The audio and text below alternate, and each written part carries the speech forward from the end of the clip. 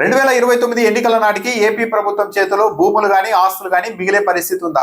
YCP అధ్యక్షుడు జగన్మోహన్ రెడ్డి ఈరోజు ఒక ట్వీట్ చేశారు. జగన్మోహన్ రెడ్డి 17 మెడికల్ కాలేజీల నిర్మాణాన్ని మొదలుపెట్టి వాటిలో కొన్నింటిని పూర్తి చేసి మరికొన్నింటిని ముందుకు తీసుకెళ్తున్న సమయంలోనే చంద్రబాబు నాయుడు గారి ప్రభుత్వం వచ్చింది.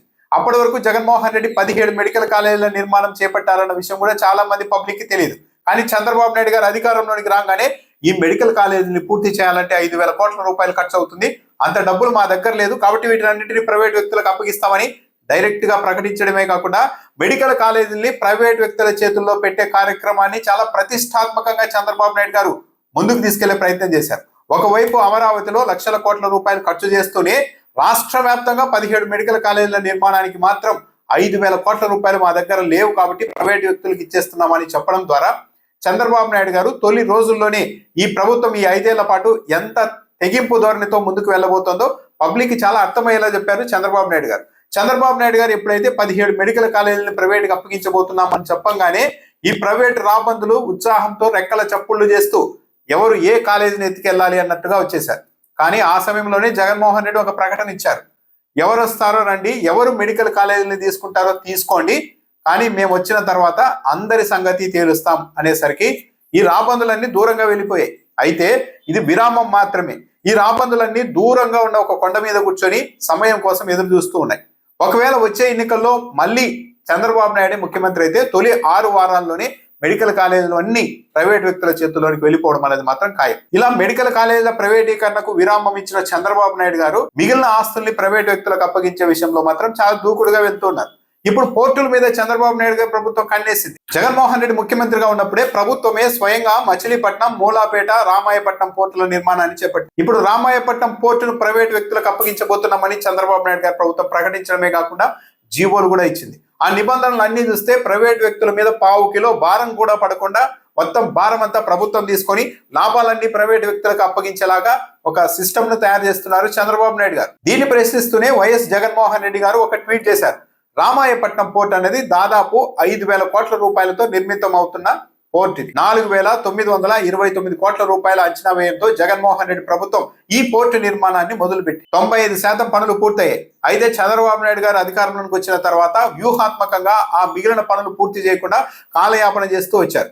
ఇప్పుడు తన ఆలోచనని బయటకు తీసి ఈ రామాయపట్నం పోర్టును ప్రైవేట్ కు అప్పగించబోతున్నాం పీపీపీ మోడల్లో అని ప్రకటించేశారు. ఎంత విచిత్రమో తెలుసా? దాదాపు 5,000 కోట్ల రూపాయలతో నిర్మిస్తున్న ఈ పోర్టులో మిగిలిన పనులు కేవలం 5% మాత్రమే. కానీ చంద్రబాబు నాయుడు గారు ప్రైవేట్ వ్యక్తులకు ఇస్తున్న అతి పెద్ద వెసులుబాటు ఏంటో తెలుసా? 5,000 కోట్ల రూపాయలతో ప్రభుత్వం నిర్మిస్తుంటే ప్రైవేట్ సంస్థలు కేవలం 1,500 కోట్ల రూపాయలని ప్రభుత్వానికి చెల్లించి ఈ పోర్టుని స్వాధీనం చేసుకోవచ్చు అని వెసులుబాటు ఇచ్చింది. ఈ పోర్టు నిర్మాణానికి ప్రభుత్వం తెచ్చిన 3,500 కోట్ల రూపాయలకు పైగా అప్పుని రాష్ట్ర ప్రభుత్వం తీర్చుకుంటుందని కూడా చెప్పేసింది. అంటే ప్రైవేట్ వ్యక్తి మీద ఎలాంటి భారం లేదు. ప్రైవేట్ వ్యక్తులు ఈ పోర్టు ద్వారా 100,000 కోట్లు సంపాదించబోతున్నారు అన్నది జగమెరిగిన సత్యం. ఈ స్థాయిలో సంపాదిస్తున్న ఈ ప్రైవేట్ సంస్థలు ప్రభుత్వానికి ఇచ్చేది ఎంతో తెలుసా? తొలి 5 ఏళ్ల పాటు ఏడాదికి 10 కోట్ల రూపాయలంట. అంటే 100 కోట్ల రూపాయలు లాభాలు ఒకవైపు వాళ్ళు అర్జిస్తూ 5,000 కోట్ల రూపాయలు పెట్టి నిర్మించిన ప్రభుత్వానికి మాత్రం విధించేది 10 కోట్లు, 5 ఏళ్ల తర్వాత 50 కోట్లు, ఇలా మెల్లమెల్లగా పెంచుకుంటూ వెళ్ళడం. అంతేకాదు ఇక మిగిలిన ఆ 5% పనుల్ని కూడా రాష్ట్ర ప్రభుత్వమే పూర్తి చేసి ఇస్తుందని కూడా చంద్రబాబు నాయుడు గారి ప్రభుత్వం చెప్తోంది. ఒకవేళ ఈ పోర్టుని స్వాధీనం చేసుకునే సంస్థే మిగిలిన ఆ 5% పనుల్ని కూడా పూర్తి చేసుకునేందుకు ముందుకు వస్తే ప్రభుత్వానికి చెల్లించాల్సిన 1,500 కోట్ల రూపాయల్లో ఆ డబ్బుని మినహాయించుకొని చెల్లించేలాగా కూడా వెసులుబాటు. ఈ పోర్టు ద్వారా 100,000 కోట్ల రూపాయల ఆదాయం రాబోతోంది అన్నది కూడా నిజం. జగన్మోహన్ రెడ్డి గారు తన ట్వీట్ లో ఈ పోర్టు ద్వారా ఎంత పెద్ద స్థాయిలో వ్యాపారం జరగబోతోందో కూడా వివరించారు. రామాయపట్నం పోర్టు నిర్మాణం అవుతుండడం చూసే బీపీసీఎల్ అందుకు సమీపంలోనే 1,00,000 కోట్ల రూపాయలతో పెట్రోకెమికల్ కాంప్లెక్స్ ని ఏర్పాటు చేస్తోంది అని కూడా జగన్మోహన్ రెడ్డి గుర్తు చేశారు. అంటే ముడి చమురుని దిగుమతి చేసుకోవడానికి ఈ పోర్టు ద్వారా అవకాశం ఉంటుంది కాబట్టి ఆ ప్రాంతాన్ని బీపీసీఎల్ ఎంచుకుంది అని జగన్మోహన్ రెడ్డి చెప్తున్నారు. సోలార్ ప్యానెళ్ల తయారీకి సంబంధించి ఇండోసోల్ కంపెనీ అక్కడే సమీపంలోనే ఒక భారీ ప్రాజెక్టును భారీ పెట్టుబడిని పెడుతోంది. ఈ ప్యానెళ్ల తయారీకి అవసరమైన ముడి పదార్థాలని దిగుమతి చేసుకోవడానికి, ఈ ప్యానెళ్లను తిరిగి ఎగుమతి చేయడానికి ఈ రామాయపట్నం పోర్టు చాలా అనుకూలంగా ఉంటుందన్న ఉద్దేశంతోనే ఇండోసోల్ అక్కడ భారీ పెట్టుబడి పెడుతోంది. ఇటీవల కడప జిల్లాలో స్టీల్ ప్లాంట్ కు శంకుస్థాపన చేసింది జేఎస్డబ్ల్యూ. కడప ఉక్కు ఫ్యాక్టరీకి అవసరమైన ముడి ఖనిజాన్ని కూడా రామాయపట్నం పోర్టు నుంచే దిగుమతి చేసుకోబోతున్నారు. ఇలా అన్ని విధాలుగా అనుకూలమైన ఈ పోర్టు ద్వారా భవిష్యత్తులో 100,000 కోట్ల రూపాయలు ఆదాయం వచ్చే అవకాశం ఉంది. ప్రభుత్వం మొత్తం పూర్తి చేసిన తర్వాత ఇప్పుడు చంద్రబాబు నాయుడు గారు తీసుకెళ్లి ప్రైవేట్ వ్యక్తుల చేతుల్లో ఎందుకు పెడుతూ ఉన్నారు? ప్రైవేట్ వ్యక్తులు ఎవరు కూడా నష్టాలు వస్తాయంటే ఆ పోర్టును తీసుకోరు. భారీగా లాభాలు వస్తాయని తెలిసినప్పుడు మాత్రమే ఇలాంటివి సొంతం చేసుకునేందుకు ముందుకు వస్తారు.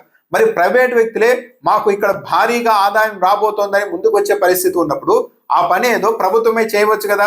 సరే, మెడికల్ కాలేజీలు అంటే డబ్బులు లేవని ఆపేశారు. ఇక్కడ మొత్తం నిర్మాణం పూర్తయింది, ఒక 5% పనులు ఉన్నప్పుడు దీన్ని తీసుకెళ్లి ఓ 1500 కోట్లు ఇవ్వండి, 5000 కోట్ల రూపాయల విలువైన పనులు చేసిన ఈ పోర్టును మీకు అప్పగించేస్తాం, 100,000 కోట్ల రూపాయలు మీరే ఆదాయం తీసుకోండి, మాకు ఏడాదికి 10 కోట్లు, 5 ఏళ్ల తర్వాత 50 కోట్లు ఇలా చెల్లిస్తే చాలు అన్నంతగా ఏకపక్షంగా ప్రైవేట్ సంస్థలకు, ప్రైవేట్ వ్యక్తులకు అనుకూలంగా చంద్రబాబు నాయుడు గారి ప్రభుత్వం కండిషన్స్ పెట్టడం ఏంటి, రూల్స్ ఫ్రేమ్ చేయడం ఏంటి? అంత ఆదాయం వచ్చే పోర్టుల్ని చంద్రబాబు నాయుడు గారి ప్రభుత్వం ప్రైవేట్ వ్యక్తులకు ఇలా ఏకపక్షంగా ఎందుకు అప్పగించాలనుకుంటోంది? వైసీపీ ఆరోపిస్తున్నట్టు కారణం ఒకటే కనిపిస్తోంది. ప్రైవేట్ వ్యక్తులకు 1000 కోట్ల రూపాయల విలువైన ఇలాంటి ప్రభుత్వ ఆస్తుల్ని అప్పగించినప్పుడే సొంత ఖజానా నిండుతుంది. ఈ వ్యవహారం మొత్తం చూస్తే వైసీపీ చెబుతున్నట్టుగానే జరుగుతోందా అన్న అభిప్రాయం ఎవరికైనా కలుగుతుంది.